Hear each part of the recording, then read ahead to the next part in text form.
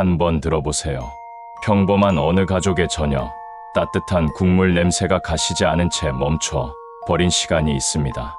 누구도 예상하지 못했던 실종, 그리고 14여 년이 지난 지금까지도 풀리지 않은 수수께끼.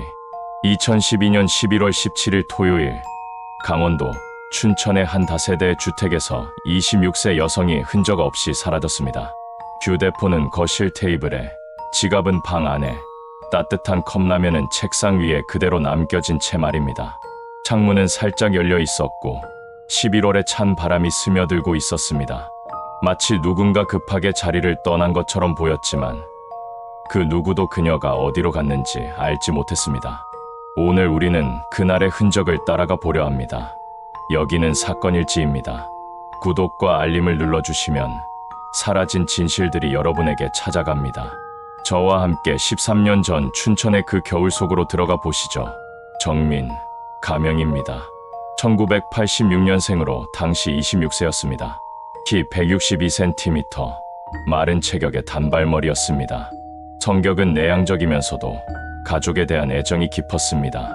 정민은 오빠 정수 30세와 새언니 김미영이 18세, 그리고 7살 조카 지훈이와 함께 4인 가족으로 살고 있었습니다. 부모님은 몇 년 전 교통사고로 세상을 떠난 후 오빠가 가장이 되어 가정을 꾸려나가고 있었습니다. 정민은 조카를 친아들처럼 돌보며 아이에게는 고모이자 엄마 같은 존재였습니다. 새언니 미영과도 친자매처럼 가깝게 지냈습니다. 혈연이 아님에도 불구하고 미영은 정민을 친시누이처럼 아꼈고 정민 역시 새언니를 많이 따랐습니다. 춘천의 다세대 주택은 3층 건물로 정민네 가족은 2층에 살았습니다. 1990년대에 지어진 낡은 건물이었지만 내 가족이 소담하게 살아갈 수 있는 공간이었습니다. 정민은 대학에서 사회복지학을 전공했지만 졸업 후 뚜렷한 직장을 구하지 못했습니다. 당시에는 근처 카페에서 아르바이트를 하며 생활비를 보태고 있었습니다. 오빠 정수는 지역 건설회사에서 현장 감독으로 일했고 새언니 미영은 지역 병원에서 간병인으로 일하며 집안 살림을 도왔습니다. 2012년 11월 16일 금요일 실종 전날 오전 8시 정민은 평소처럼 조카 지훈이를 유치원에 데려다 줍니다. 유치원 선생님은 정민 씨가 지훈이를 무척 아낀다는 것을 알 수 있었다고 나중에 증언했습니다. 오전 10시 정민은 새언니 미영과 전화통화를 합니다. 미영이 병원 일로 바빠서 짧게 끝났지만 정민의 목소리는 평소와 다름없이 밝았다고 미영은 기억합니다. 오전 10시 30분 정민은 동네 카페 제이커피로 출근합니다. 사장 김영호 씨는 정민이 성실하고 조용한 아이였다고 기억합니다. 오후 2시 카페에서 근무 중이던 정민은 단골 손님 박철수 씨와 짧은 대화를 나눕니다. 박철수 씨는 정민이 평소보다 조금 피곤해 보였다고 증언했습니다. 오후 8시 아르바이트를 마친 정민은 근처 편의점에서 동료 이소영과 만납니다. 10분 정도 이야기를 나눈 후 각자 집으로 돌아갔습니다. 이소영은 후에 정민 언니가 그날 무슨 고민이 있어 보였다고 증언했습니다. 오후 8시 30분 집으로 돌아온 정민의 모습이 건물 입구 CCTV에 마지막으로 포착됩니다. 검은색 패딩을 입고 편의점 봉지를 들고 있었습니다. 오후 11시 정민과 가족들은 함께 야식으로 컵라면을 끓여 먹습니다. 텔레비전에서는 예능 프로그램이 나오고 있었고 가족들은 웃으며 시간을 보냅니다. 이것이 정민을 본 마지막 순간이었습니다. 2012년 11월 17일 토요일 실종 당일 오전 7시 오빠 정수가 회사 야근 때문에 일찍 집을 나섭니다. 오전 8시 정민은 조카 지훈이를 유치원에 데려다 줍니다. 건물 앞에서 1층에 사는 김말자 할머니와 마주쳐 다녀오겠습니다 라고 인사합니다. 유치원 선생님 이미경 씨는 정민 씨가 지훈이에게 고모가 저녁에 마중 나올게라고 말하는 것을 들었다고 증언했습니다. 이것이 정민이 남긴 마지막 약속이었습니다. 오전 9시 정민은 집으로 돌아와 새언니 미영과 이야기를 나눕니다. 미영이 시장에 장을 보러 가려고 하자 정민은 조금 피곤하다. 방에서 쉬고 있을게 라고 말합니다. 오전 9시 30분 미영이 시장으로 나갑니다. 2층 집 창문에서 정민이 손을 흔들며 배웅하는 모습을 봅니다. 오전 11시 미영이 장을 보고 집에 돌아옵니다. 집안은 조용했고 정민의 방문은 닫혀 있었습니다. 오후 1시 미영이 점심을 위해 정민을 깨우려 하지만 대답이 없습니다. 주말이니 늦잠을 자는 것으로 생각합니다. 오후 3시 여전히 정민의 방에서는 아무 소리가 나지 않습니다. 평소라면 조카 마중 갈 준비를 하고 있을 시간입니다. 오후 5시 저녁 준비를 하려던 미영이 정민의 방문을 엽니다. 방 안은 비어 있었습니다. 책상 위에는 따뜻한 컵라면이 절반 정도 남아 있었고 창문은 10cm 정도 열려 있었습니다. 정민의 휴대폰과 지갑은 모두 그대로 남겨져 있었습니다. 오후 6시 30분 미영이 112에 신고합니다. 진우이가 집에서 사라졌다고 신고했습니다. 오후 7시 회사에서 돌아온 정수도 상황을 파악하고 경찰과 함께 수색에 나섭니다. 경찰은 즉시 주변을 수색했지만 단서는 없었습니다.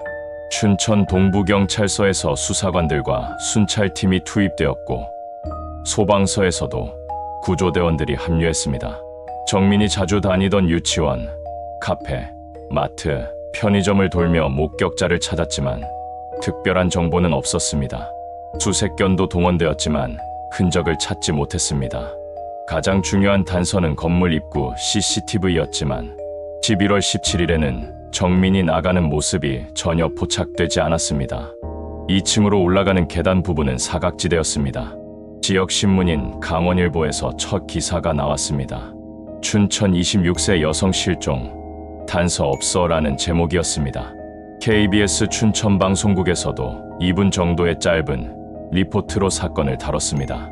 하지만 전국적인 관심을 끌기에는 부족했습니다. 당시 다른 굵직한 사건들이 있었기 때문입니다. 새언니 미영은 직접 전단지를 만들어 배포하기 시작했습니다. 26세 정민이를 찾습니다. 키 162cm, 단발머리, 마른 체격. A사 용지에 정민의 사진과 함께 간절한 호소문을 적었습니다. 오빠 정수도 퇴근 후마다 함께 전단지를 붙였습니다. 버스 정류장, 지하보도, 상가 입구 곳곳에 붙였지만 시간이 지나면서 비바람에 찢어지고 색이 바래갔습니다. 정민이 일하던 카페 사장 김영호 씨는 최근 며칠 동안 정민이 조금 우울해 보였다고 증언했습니다. 오빠 부부에게 부담을 주고 싶지 않아 하는 것 같았다고 덧붙였습니다. 2013년 9월, 정민 실종 10개월 후에 새로운 목격자가 나타났습니다. 인근 공사장에서 일하던 김철민 45세, 가명이었습니다. 김철민 씨는 2012년 11월 17일 오후 4시경 정민과 비슷한 여성이 남자와 함께 걸어가는 것을 봤다고 증언했습니다. 여자는 회색 옷을 입고 있었고 남자는 키가 크고 검은 옷을 입었어요. 하지만 10개월이 지난 후의 증언이라 신빙성에 의문이 있었고 거리상 정확한 인물 식별은 어려웠을 것으로 판단되었습니다. 근처 편의점 CCTV에서는 11월 17일 오후 3시경 한 남성이 건물 쪽을 바라보며 서 있는 모습이 포착되었습니다. 약 5분 정도 서 있다가 사라졌는데 얼굴은 마스크와 모자로 가려져 식별이 불가능했습니다. 맞은편 아파트 경비원은 오후 4시경 다세대 주택 앞에 평소 보지 못한 검은색 승용차가 10분 정도 서 있었다고 증언했습니다. 경찰청 과학수사연구원의 프로파일러는 현장에 폭력의 흔적이 전혀 없다며 피해자가 자발적으로 누군가를 따라 나섰을 가능성이 높다고 분석했습니다. 범인은 피해자와 면식이 있는 인물일 확률이 크다고 덧붙였습니다. 정민이 살던 다세대 주택은 2020년 재개발되어 새로운 아파트가 들어섰습니다. 정민이 일하던 제이커피도 문을 닫고 그 자리에는 치킨집이 들어서 있습니다. 동네 풍경도 많이 바뀌어 이제 정민의 사건을 기억하는 사람들은 많지 않습니다. 오빠 정수 43세는 같은 건설회사에서 팀장으로 승진했습니다. 새언니 미영 41세는 마트에서 계산원으로 일하며 가게를 돕고 있습니다. 두 사람은 지금도 같은 지역에서 살고 있습니다. 혹시 정민이가 돌아와서 집을 찾지 못할까봐 이사갈 수가 없다는 것이 미영의 말입니다. 조카 지훈이는 이제 20살이 되어 대학생이 되었습니다. 고모를 직접 기억하지는 못하지만 아빠와 엄마가 들려준 이야기로 고모가 어떤 분인지 알고 있어요 라고 말합니다. 정수는 13년이 지났지만 하루도 정민이를 생각하지 않는 날이 없다고 말합니다. 살아있든 죽어있든 확실히 알고 싶다는 것이 그의 간절한 바람입니다. 미영은 길에서 비슷한 뒷모습만 봐도 가슴이 두근거린다고 합니다. 정민이가 좋아했던 과자를 마트에서 보면 괜히 눈물이 나요. 지훈이는 고모가 돌아오시면 가장 먼저 안아드리고 싶다고 말합니다. 어린 시절 기억은 희미하지만 고모가 저를 얼마나 사랑해 주셨는지 알고 있어요. 정민의 방에 남겨진 컵라면은 절반 정도만 먹은 채 아직 따뜻했습니다. 미영이 발견한 오후 5시까지 따뜻했다는 것은 정민이 사라진 시간이 그리 오래지 않았음을 의미합니다. 누군가 찾아와서 급하게 자리를 떠난 것일까요? 11월 중순의 추운 날씨에 왜 창문이 열려 있었을까요? 2층 높이에서 창문으로 나갔을 가능성은 위험해 보입니다. 누군가 창문을 통해 들어왔다면 어떤 흔적도 남기지 않고 가능했을까요? 건물에서 나가는 다른 경로는 없었습니다. CCTV 사각지대를 이용했거나 아니면 아직 건물 어딘가에 있을 가능성도 배제할 수 없습니다. 이 사건은 우리에게 여러 가지를 생각하게 합니다. 실종자 가족들이 겪는 모름의 고통, 여성 안전에 대한 경각심, 지역 공동체의 중요성 등입니다. 특히 새언니 미영이 혈연이 아닌 시누이를 13년째 찾고 있는 모습은 가족의 진정한 의미를 보여줍니다. 13년 전 그 겨울, 춘천의 한 다세대 주택에서 정민이 사라진 후 시간은 멈춘 것 같습니다. 따뜻한 컵라면은 식었고 열린 창문으로는 세월의 바람만 불어왔습니다. 하지만 그녀를 기다리는 가족의 마음은 여전히 그때 그대로입니다. 혹시 이 이야기를 들으시는 분 중에 2012년 11월 17일 춘천에서 정민과 비슷한 여성을 본 적이 있다면 작은 정보라도 제보해 주시기 바랍니다.